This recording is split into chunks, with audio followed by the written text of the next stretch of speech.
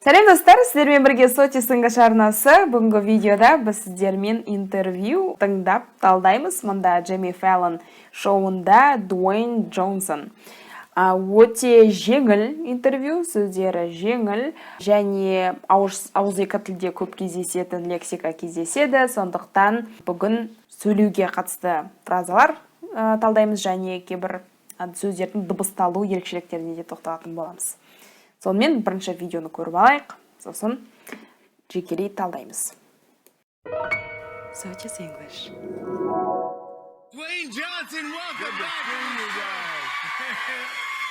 Good looking crowd. Come on, buddy. Ow, Yeah. man, I gotta tell you. So, yes, thank you. The tequila is flowing tonight in New York City, baby. Definitely. I gotta tell you, and I gotta tell you, it's been years. It is so good to be back. Yeah, come on, bud. Come on, man, thank you. Live audience. too. Live Come on audience, here. live audience, yeah. There's so much I want to ask you, but I want to get into the girls first. We have Yes. girls of similar ages. We do. How old are yours now? We're girl dads. Yeah, we're girl dads. Yeah, for the girl dads, yes. Yes. I have 21, I have 6 and 4. Yeah. And the Yes. 6 and 4 are 6 and 4. They're doing very clever, funny things to you that I think are great. You might not love them as much as I do. It is terrifying to me. So we play their favorite game. It's called Daddy Close Your Eyes. And what? Әзірге осы жерге дейін тыңдайық. Қазір сөйлем бойынша тыңдап аударамыз. Мұнда екеуінде де американдық акцент. Duэйн Джонсонмен, welcome back. Дуэйн Джонсон, welcome back. Дуэйн Джонсон, welcome back to the show. Мұнда барлығы түсінікті сияқты. Welcome back. Егер де қонақ бұрында болған және қайтадан келіп отырса, студияға немесе қонаққа, онда welcome back деп айтады. Қайта келуіңмен шоуға. Welcome back to the show. Good to see you guys. Сендерді көргеніме қуаныштымын. Guys. Ребята, орысша айтқанда балалар. Көпшілікке қарап айтқан кезде guys деп айтады.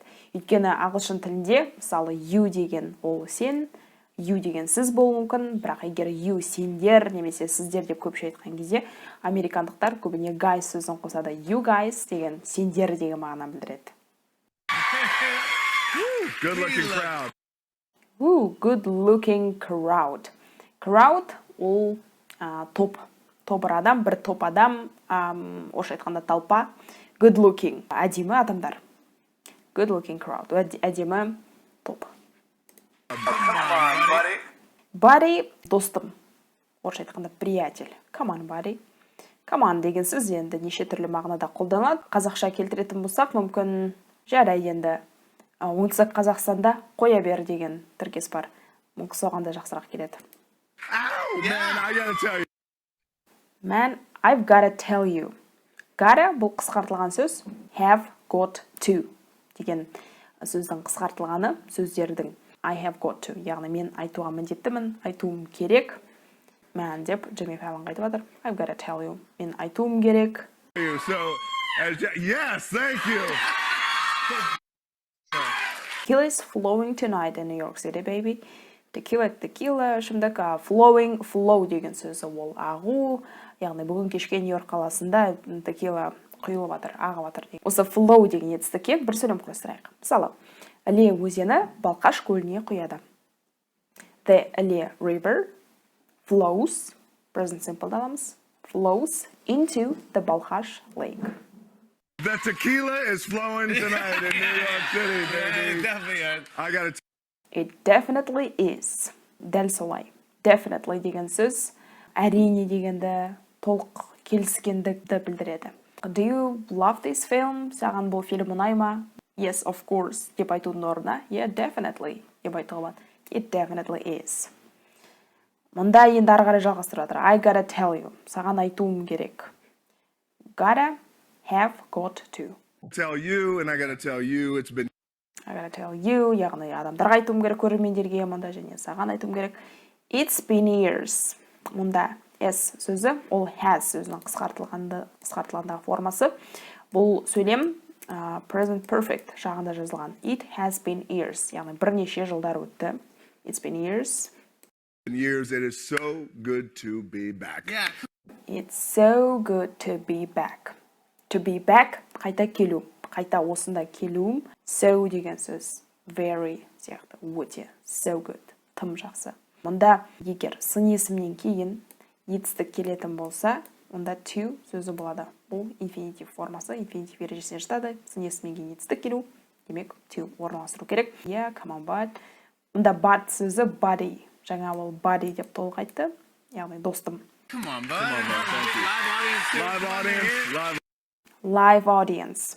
Audience, көрермен, live деген тірідей. Демек, мына соңғы рет мүмкін Дуэйн Джонсон карантин кезде келген шығар, ешқандай аудитория жоқ кезде.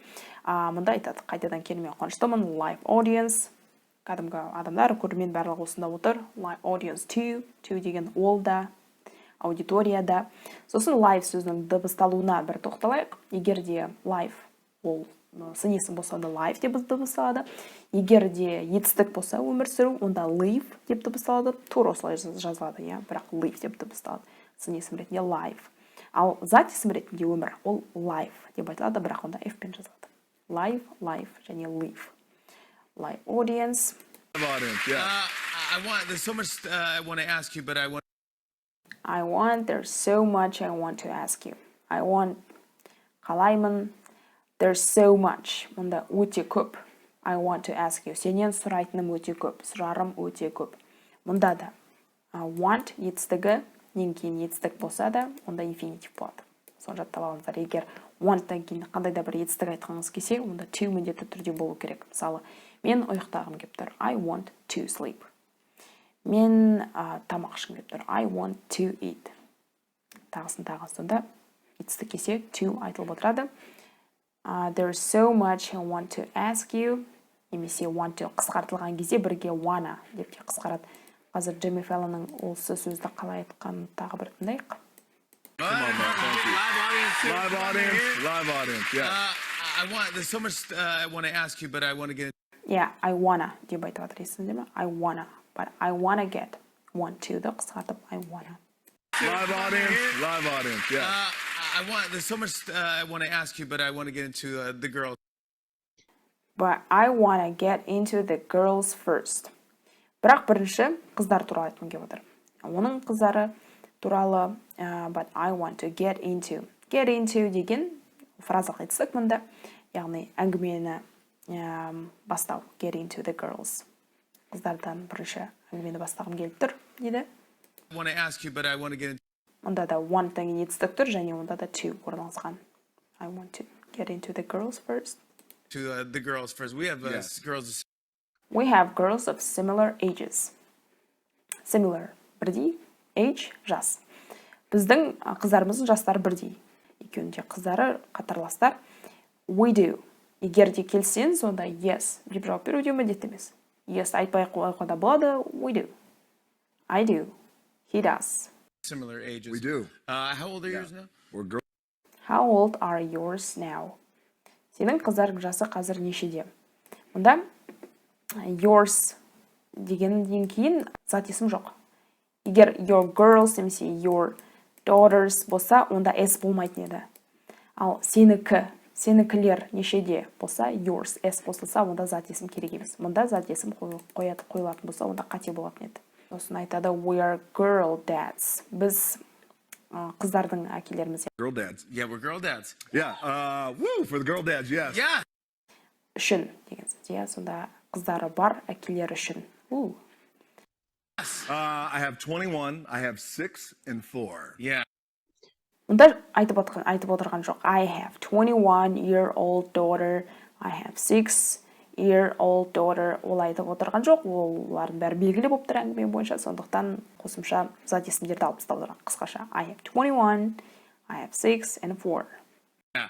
And the 6 and 4 are 6 and 4. They're doing very clever, funny things to you that. And 6 and 4 және 4 жасарлық қыздар. 4, 6 and 4. They're doing very clever, funny things to you.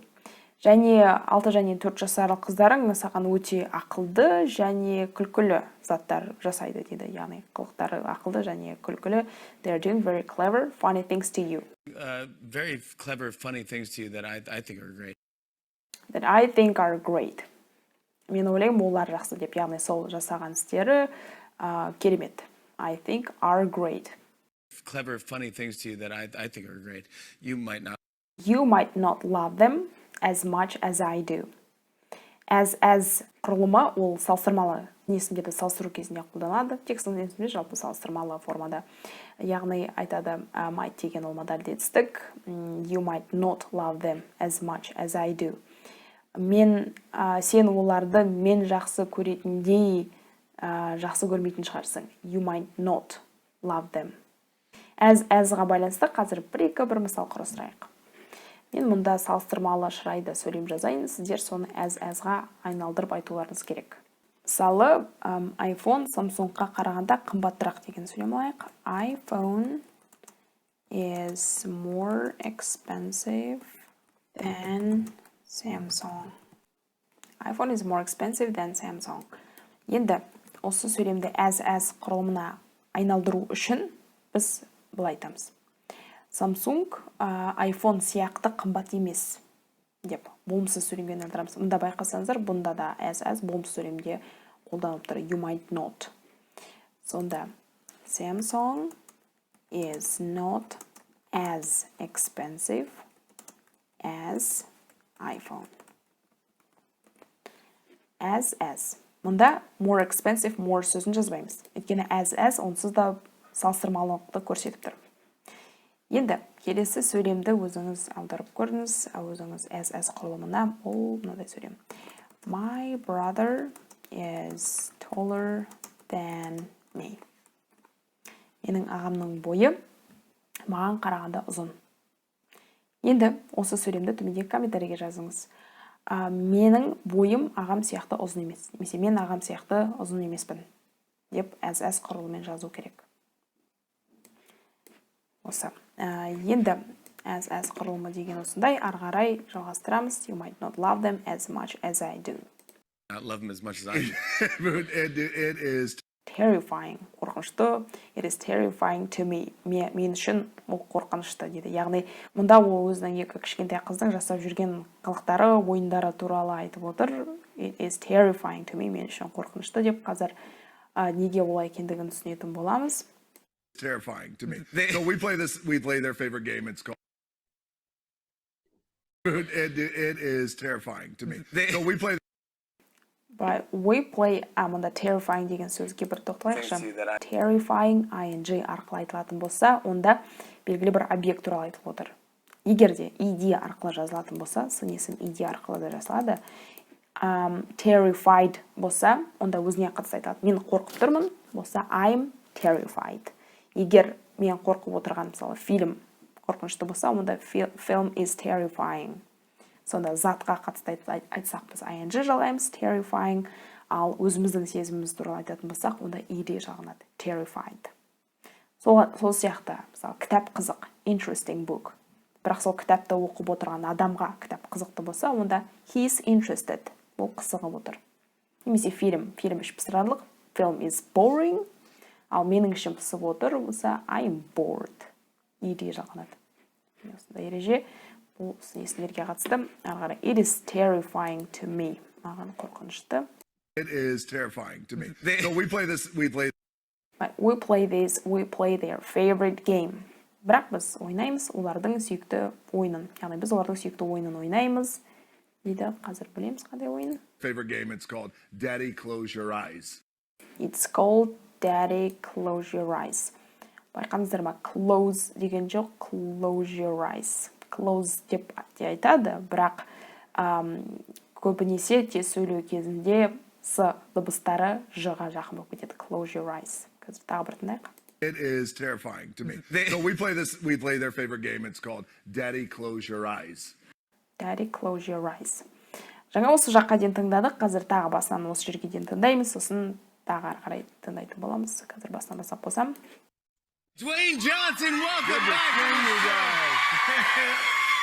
Good looking crowd. Come on, buddy. Ow, Yeah. man, I gotta tell you. So, yes, thank you.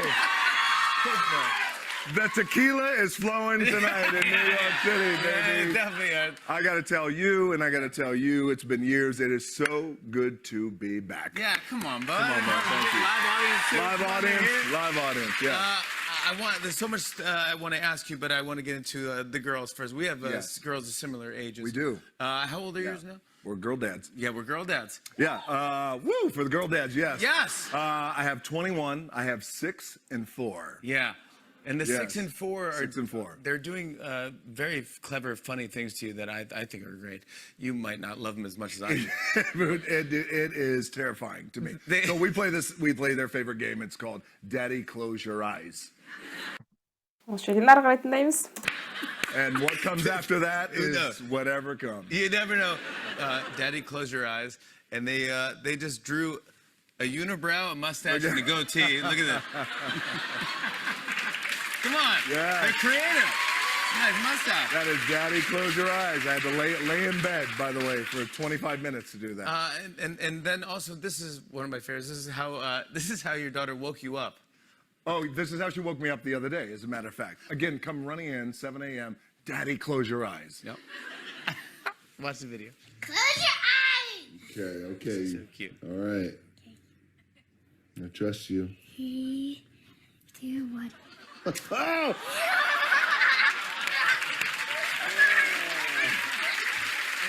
And they just laugh, right? They just laugh. They just laugh and laugh. laugh, It's the and you just funniest. gotta laugh it off. Yeah, man. it's the best thing in the world. But you know what? When they're this age, and you guys know out there, like I'm in it because you've only got a finite amount of time. So I'm girl dad all the way. Whatever they want. Daddy, close your eyes. I'm doing it. I'll do it. I'm going to end up doing too, it. right? You Yeah, know. of course. I'm doing it too. Yes. We had Jay. Жақсы, енді осы жақтан тоқтаған жерден бастап тағы бір қараймыз. Daddy, close your eyes. It's called Daddy Close Your Eyes. Ол ойын аталады. Әке, көзіңді жұм, көзіңді жап. And what comes after that? And what comes after that is whatever comes. Осыған ұқсас бір тіркес бар. Ағылшын тілінде whatever happens, happens деген. Яғни болары болады деген сияқты. Не болатыны, не болса сол болады. Немесе өткен шаққа қатысты whatever happened, happened. Боларыс, болды. Жақта біз соған ұқсас. What comes after that is whatever comes. Яғни what comes after that. Содан кейін, яғни daddy close your eyes деп айтқаннан кейін, әке көзіңді жұм дегеннен кейін is whatever comes. Боларысы болады. Неше түрлі нәрсе күтуге болады. Дейді whatever comes. That is whatever comes. You never know. You never know. Ешқашан біле алмайсың не болатыны. You don't never know деп айта алмаймыз. Өйткені бір сөйлемде ағылшын тілінде жалғыз ғана болымсыз сөз болу керек, мұнда never сөзі бар, сондықтан don't қолданылмайды. Екінші not мұнда керек емес. You never know. Ешқашан біле алмайсың. Daddy, close your eyes. Daddy, close your eyes. And they just drew a unibrow. just drew a unibrow, a mustache. Unibrow, brow қас, uni деген бір, яғни бір қас екен арасын қосып жіберген бір қас. Егер unicorn бар, ол бір ғана мүйізі бар жануар, жылқыға ұқсайтын әлемде жоқ жануар. They just drew. Drew, ал draw, етістігінің өткен шақ формасы, draw деген салу, ал drew, өткен шақты айтып отырмында, олар бір қас салды, unibrow. Mustache and a goatee. Look at that. Mustache, мұрт, and goatee. Қазір goatee деген жазуын көрсем, мына mustache, ш мен дыбысталды, ч емес, ш. Бұл француз сөзі. Mustache and goatee. Goatee деген, мен ойлаймын, ол goat сөзінен шыққан деп, ешкілерде сақал тек осы жерде тұрады, егінде. Goatee деген, бірақ негізі бөлек стиль. Стильдің түрі, ол сақалдың бетте емес, тек мына ектен өсуі. Қазір мұнда суреттерді қарап көрейік соған байланысты. Міне осындай мына Брэд Питтта тұр, міне осындай сақалды, сонда goatee деп айтады екен. Сонда айтады, they just drew, олар суретін салды ненің. Unibrow, бір қас, mustache, мұртты және goatee. They just drew a unibrow, a mustache, and a goatee. Look at that. And look at this, қараңыз дейді. Міне арасын қосып қойған. Come on. They're creative. Come on, they're creative. Creative, орысша аудармасына ұқсайды, креативный, шығармашылығы мол. That mustache. Ана мұртты қарасай дейді. Come on, they're creative. Creative. Дыбысталуы creative. Creative.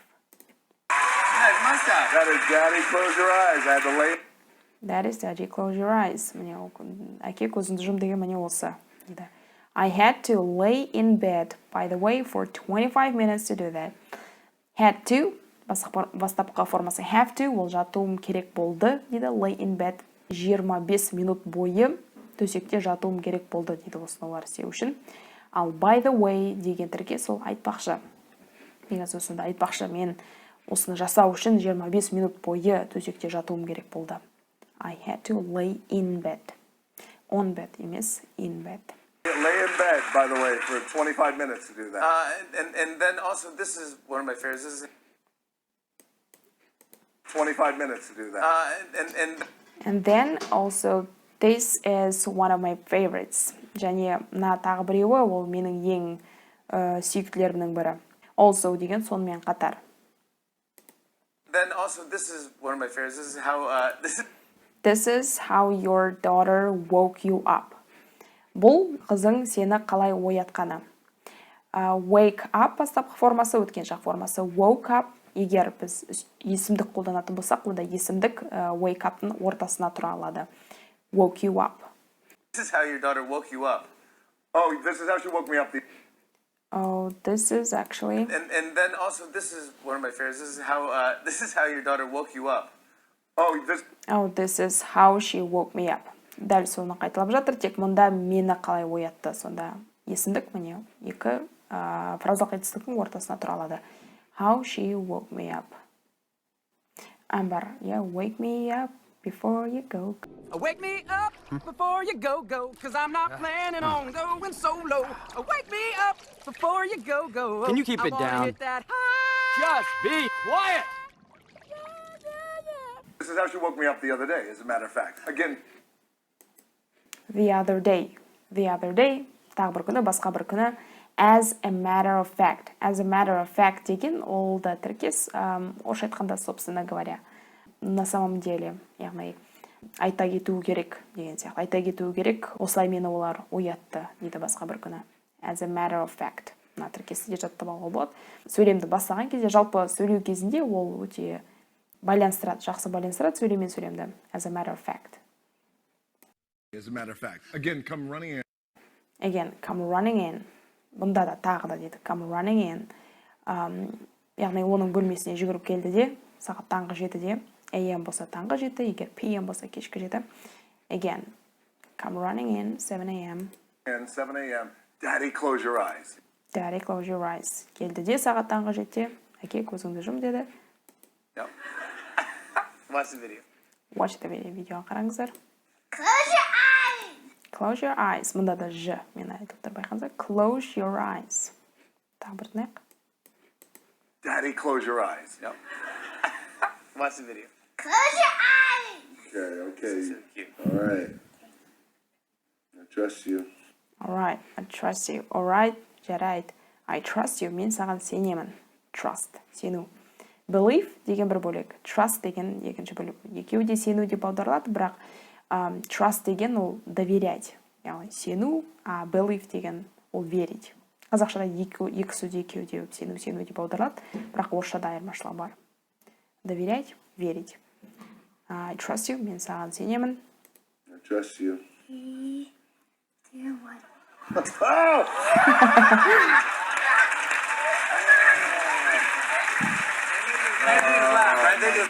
They just laugh, right? Олар күледі. They just laugh, right? They just laugh. Олар күледі. Laugh. They just laugh and laugh, It's and you funny. gotta laugh it off. And you've just got to laugh it off. And you've just got to. Мұнда да got to деген керек деген сөз, яғни міндеттісің. Сенде күлуің керек. You've just got to laugh it off. You gotta laugh it off. Yes. Yeah, it's the best thing in the world. Yeah, ол әлемдегі ең жақсы, ең күшті зат. The best thing. Күшейтпелі шырай. Best thing in the world. But you know what? When they're But you know what? Бірақ білесің бе? Ол да өте керек фраза. But you know what? You know what? Білесің бе? Егер бір жаңа жылдық бір зат айтқан кезде, you know what? Білесің бе? When they are this age, олар осы жаста болғанда, when they are this age, This age, and you guys know out there. and you guys know out there, you guys know out there деген сендер білесіңдер. Яғни мұнда да you guys деген сендер дегенді білдіріп тұр көпшілік. Like, I mean it. Not like деген сияқты. I mean it. Мен де сондамын. I mean it. Яғни егер де бір қандайда қозғалыс қызық бір движуха болса, I mean it. Мен де сендермен біргемін, қолдаймын деген мағынада. I mean it. They're like, I'm in it, because Because, you know, you've only got a finite amount of time, you know, деген енді ол да білесің толтыратын сөздер, fillers. Өйткені, cause деген сөз because'ның қысқартылғандығы, бақша ол сөйлеу кезінде өте жиі қысқартылады. I'm in it, because you've only got a finite amount of time. Өйткені, you've only got a finite amount of time. Finite деген шектеулі. Ал infinite болса шексіз. Дыбысталу бойынша шекті және шексіздің дыбысталу екі түрлі. Егер де шекті finite деп дыбысталса, мына сөз finite деп дыбысталады, ал шексіз infinite деп дыбысталады. Екі түрлі. Мұнда приставка қосылғаннан кейін, префикс қосылғаннан кейін дыбысталу өзгеріп кетеді. Finite. Finite. Finite енді болым шексіз. Мұнда мен алғым келіп жүрген веб-камераның рекламасы шығып тұр. Достар, білесіздер, төмендегі жазуды оққан боларсыздар. Егер де тікелей эфирде осылай талдағанды қарасаңыздар, онда нөмірді жазылып тұр. Білесіздер не істеу керек екенін? Infinite. Infinite. Infinite. Infinite. Infinite. Көрдіңіздер ме? Приставка қосылды, дыбысталу өзгеріп кетті. Amount of time деген amount сөзі ол саналмайтын зат есімдермен қолданылады, ал time сөзі саналмайтын зат есім. Сондықтан да I'm in it, because you've only got a finite amount of time. шекті дейді уақыт, сондықтан да яғни қыздармен уақытты көбірек өткізуге, балалармен уақытты көп өткізуге жұмсау туралы айтып отыр.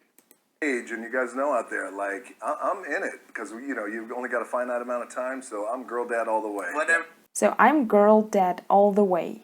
Мен қыздардың әкесімін қашан болмасын all the way. Whatever they want. Деді Джейми, whatever they want, олар не қаласа да, яғни не қаласа да соны істеймін. Whatever they want. Daddy, close your eyes. Daddy, close your eyes. I'm doing it. Егер әке көзім жұмды десе, мен солай істеймін. I'm doing it. I'm doing it. I'll do it. I'm gonna end up doing it too. Джейми айтады, I'm gonna end up, I am going to, яғни келер шақта айтып тұр. End up doing it. End up деген end аяқталу, аяғы, бірақ ол солай бітіремін, аяқтаймын деген мағынада емес. End up бірге тіркесті қарайтын болсақ, ол орысша айтқанда оказаться, ең соңында сол жерден табылу, ақыр аяғында сөйту деген мағына береді. Мысал келтіретін болсақ, мысалы, I took a wrong bus and I ended up being in a completely new place. Мен қате автобусқа отырып қойыппын, сөйтіп ақыр аяғында мүлде білмейтін жаңа бір орынға түстім. Немесе тағы бір мысал келтірейік. He didn't like this book, so the book ended up in a trash. Ол бұл кітапты ұнатқан жоқ, сондықтан ол кітап ақыр аяғында қоқысқа лақтырылды. Қоқыста тасталынды деген. Сонда end up, жалпы ең соңында, сонда болу күтпеген ақыр аяғында болу деген мағына білдіреді. Сонда I'm gonna end up doing it too деп Джейми айтып отырғаны мұнда бәрібір мен де ең соңында олардың айтқанын істеймін деді. Енді мына жақтан бастап бір тыңдайық. Come on. Yeah. They're creative. Nice mustache. That is Daddy, close your eyes. I had to lay in bed, by the way, for 25 minutes to do that. And then also, this is one of my favorites. This is how your daughter woke you up. Oh, this is how she woke me up the other day, as a matter of fact. Again, come running in, 7 a.m. Daddy, close your eyes. Yep. Watch the video. Close your eyes. Okay. So cute. All right. I trust you. Dear what? Oh!